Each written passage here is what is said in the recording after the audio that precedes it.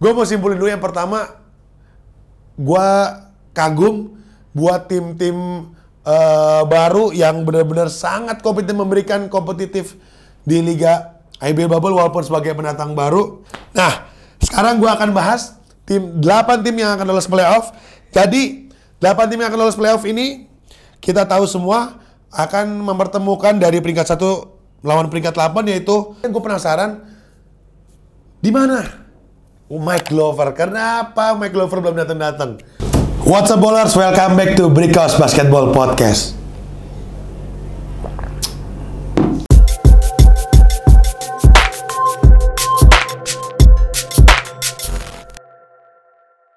Balik lagi bersama gua Edo Eke The Tank. What's up ballers, gimana kabarnya semua? Semoga lo semuanya dalam keadaan sehat. Amin, rabbal alamin. Nah, ballers, sebelumnya gue mau ucapin juga, yang pertama adalah selamat menjalankan ibadah puasa buat lo semua yang menjalankan. Semoga ibadah puasa lo di bulan Ramadan ini dapat dilancarkan dan mendapat barokah dari Allah Subhanahu wa taala. Ya, buat yang masih muda-muda, jangan ada alasan deh bulan puasa nggak latihan. Harus tetap latihan lo. Ya, karena ini ujiannya. Lo bisa latihan walaupun di bulan puasa, pahala nambah, skill juga nambah. Mantap. Oke, ballers, yang masih hangat banget di basket Indonesia, kita tentu tahu semua adalah IBL regular season, IBL Bubble akhirnya sudah selesai. Nggak kerasa 1 bulan lamanya selesai juga. Kita tunggu-tunggu, dan menurut gua benar-benar semuanya, setiap gamenya tanpa ada satupun yang gak seru. Mungkin gue bisa bilang pasti selalu ada keseruan, dan itu selalu banyak kejutan. Gue juga sebagai penonton ngelihatnya, wah gila sih, benar-benar atmosfernya IBL Bubble makin kesini makin gokil banget. Dan kita udah menemukan ada 8 tim terbaik dari 16 tim yang lolos untuk ke playoff. Nah, kita tahu semua walaupun sebenarnya yang dipastikan lolos itu 15 tim, karena Indonesia Patriots walaupun misalkan dia lolos dalam hitungan poinnya, tapi tetap tidak akan ikut ke playoff. Ya, jadi ada 15 tim, dan itu peringkat 1 yang lolos adalah Pelita Jaya dengan poin 42 poin. Lalu ada Satria Muda Pertamina dengan 41 poin.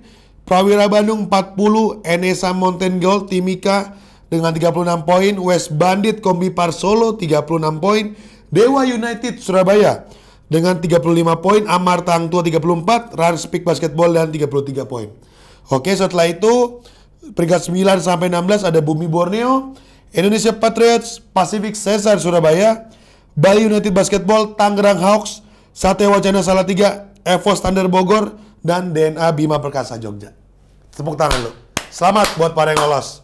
Ya, selamat. Dan buat yang nggak lolos, pertama, gua mau bahas dulu nih. Mungkin gua akan bahas secara singkat, karena dari 3 hari bisa dibilang sebelum berakhirnya IBL Bubble itu masih seru banget guys.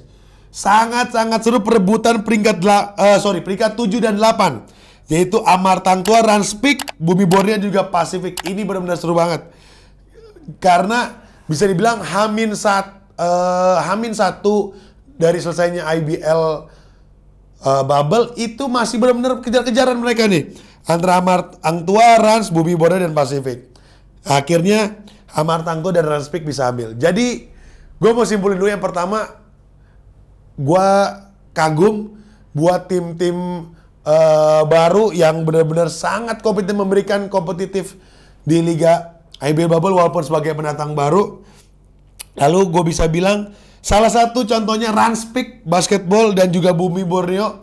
Ini salah satu tim yang gue nggak sangka-sangka ternyata mereka membalikan keadaan benar-benar di akhir musim. Nah, jadi kita tahu perjalanannya untuk Bumi Borneo itu di awal musim sempat bisa dibilang naik turun sama seperti Rans, ya. Malah bisa dibilang untuk naiknya itu frekuensinya benar-benar sangat minim. Ya, begitu IBL Bubble pertengahan, wah dia benar-benar naik. Yang kita tahu Ranspik Basketball setelah kedatangan Hakim Scott benar-benar naik sekali permainannya.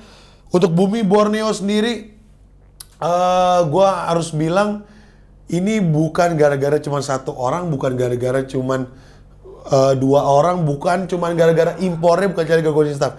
Ini gue benar-benar melihat Bumi Borneo permainannya makin game ke game sangat improve. Gue bisa bilang dari rookie-nya, ya kita tahu juga banyak pemain rookie di sana. Lalu gue lihat dari ritme permainannya, dari sistem permainannya juga makin improve. Coach Sondi, gokil Coach Sondi. Tepuk tangan buat Coach Sondi, salut, respect buat Coach Sondi. Lalu impornya juga mesti gue akuin, Randy Bell, gokil banget mainnya. Gue ngerasa Randy Bell ngeliat mainnya kayak Jamoran kali ya. Kalau di NBA sekarang santai tapi pasti asli Randy Bell gokil, salut buat Randy Bell. Nah, terus Pacific Cesar juga salut buat Pacific Cesar. Gokil, Pacific Cesar bisa di peringkat 11 karena kita tahu di season lalu dia peringkat terakhir kalau nggak salah ya di IBL Bubble juga. Jadi Pacific Cesar salut buat Pacific Cesar bisa sampai di titik ini. Tapi yang gue sangat sayangin di season ini ada Bali United. Ya Bali United kita tahu komposisi pemainnya, rosternya udah sangat dalam menurut gue di season ini. Ya, gue nggak tahu. Kalau gue lihat dari permainannya, Bali United ini pada saat in game-nya, ya jadi in game-nya itu naik turun banget. Jadi sometimes dia bisa leading, tapi ternyata di pertengahan sampai ke full time dia ternyata harus ngakuin kekalahannya. Nah jadi gue lihat permainan naik turunnya Bali United yang sangat-sangat menjadi PR besar buat season depan.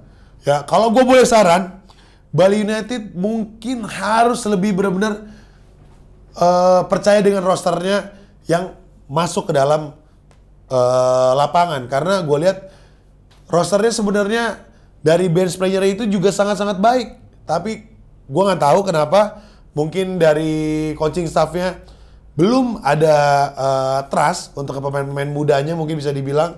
Jadi gue bilang sayang banget. Padahal kalau dimaksimalin dengan roster dia yang ada sekarang harusnya bisa lebih compete. Ya jadi gue nunggu banget Bali United untuk tahun depan, season depan bisa lebih gokil pokoknya. Oke, lalu ada Tangerang Hawks. Tangerang Hawks juga di awal musim ya ada 2 kemenangan, tapi setelah itu dia ada 11 straight. Itu juga gue sayangin banget. Gue nggak tahu kenapa. Tapi kalau gue lihat PR-nya mungkin dari Tangerang Hawks sendiri agak mulai struggling begitu jadwalnya makin padat. Ya mungkin dari stamina dan fisik pemain ini yang sangat-sangat PR besar untuk di season depan.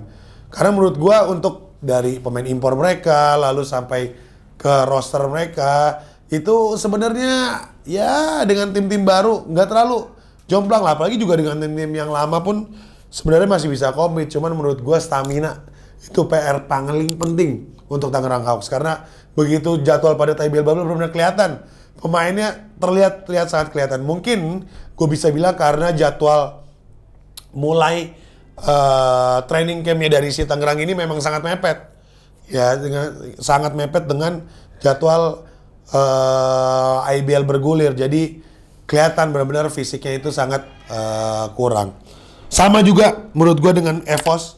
EVOS juga PR-nya untuk stamina-nya juga ya sangat-sangat PR. Ya kita juga tahu EVOS mungkin bisa dibilang tim terakhir.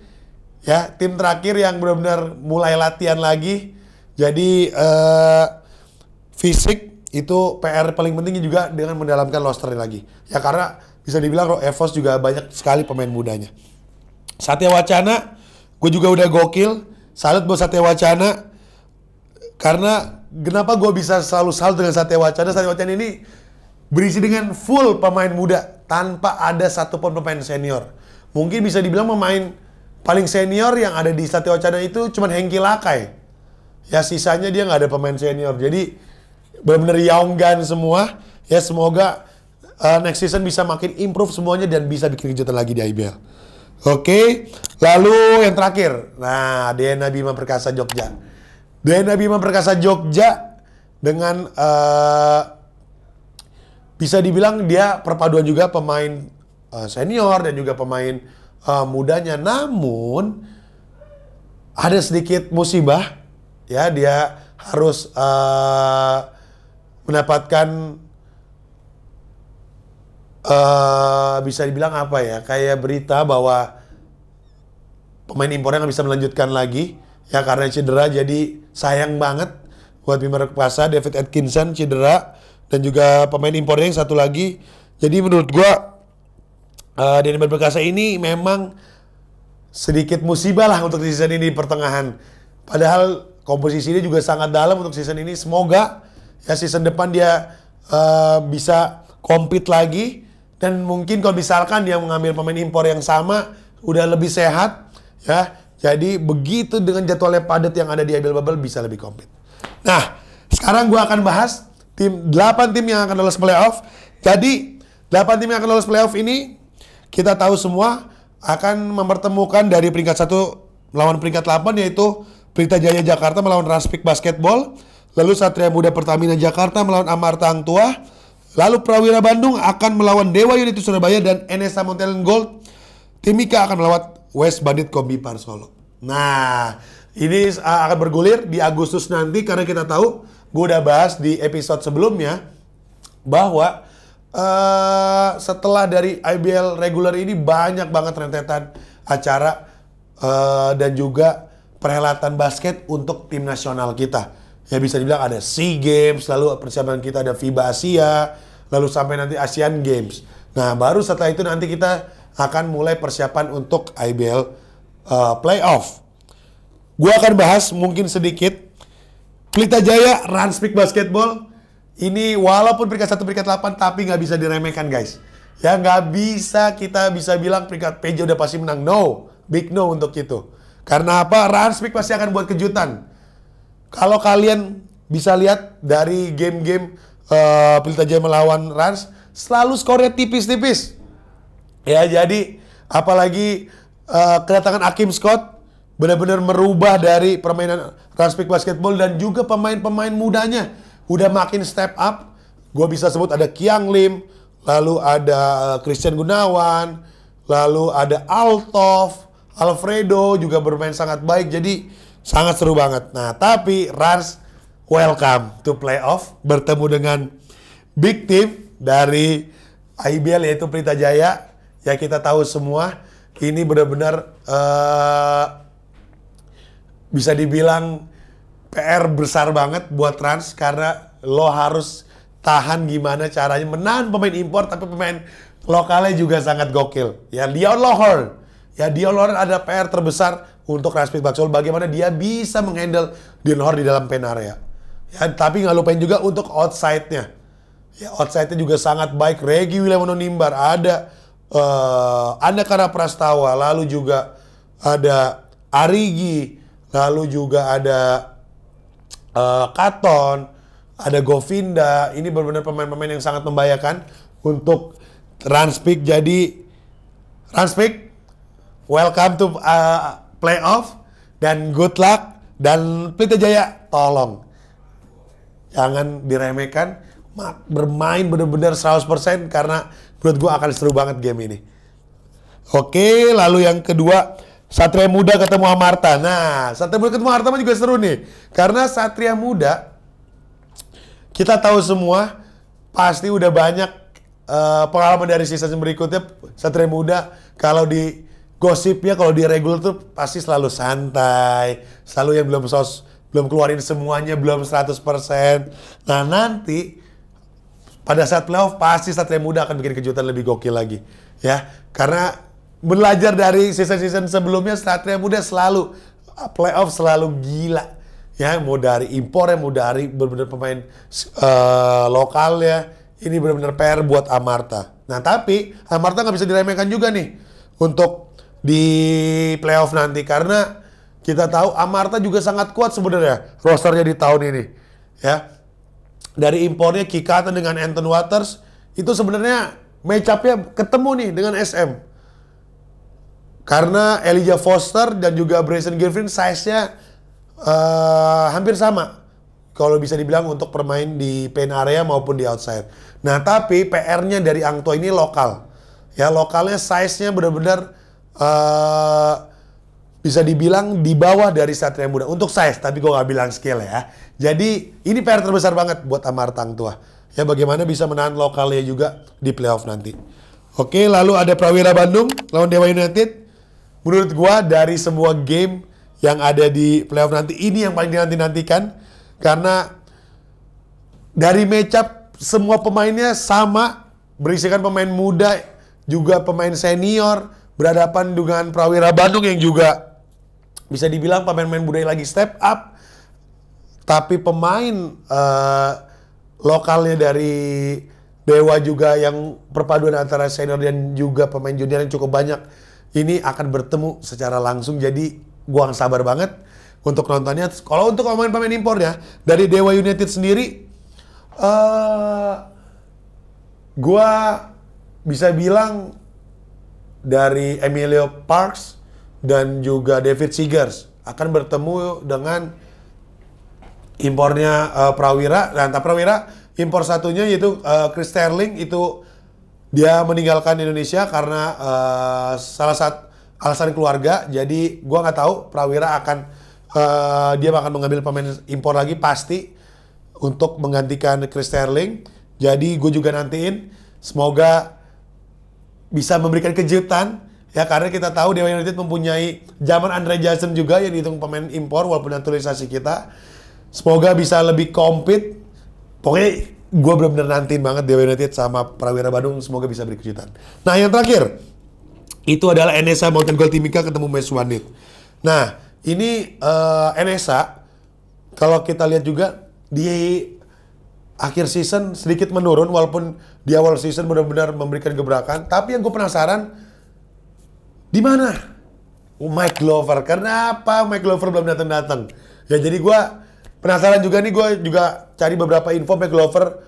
Mungkin ada yang terkendala paspor atau mungkin emang belum bisa ke Indonesia, gue nggak tahu. Jadi nanti NSA apakah akan mengganti pemain impornya atau enggak, kita nantiin aja teman-teman. Terus untuk West Bandit, West Bandit juga salah satu tim yang naik turun banget untuk di season ini.